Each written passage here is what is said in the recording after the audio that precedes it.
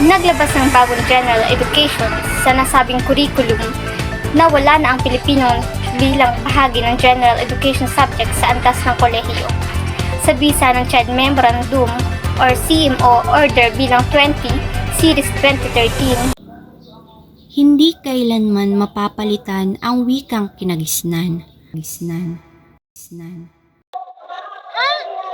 Tatanggalin lang ang asignaturang Pilipino? Ano?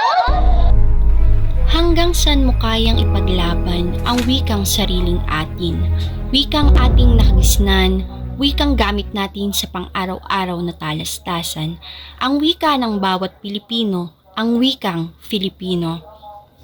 Sa bawat pahina nitong mga aklat, kasaysayan ng wika dito nasusulat.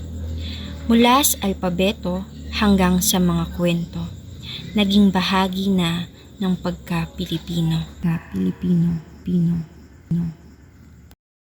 Tayo'y magkaisa at itaas ang bandila, sa mundo'y ipakilala, yaman ng ating wika.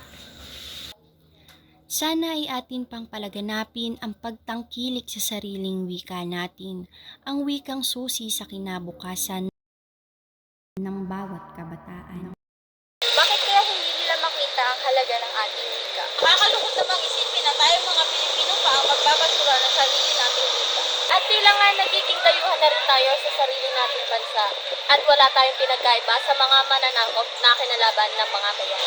Sa mga labi ng kabataan, wikang pambansay nawawala na.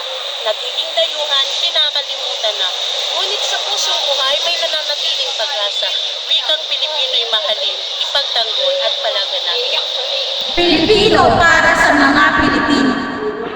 Ang hindi magmahal sa sariling wika, daig pa ang hayop at malansang isda.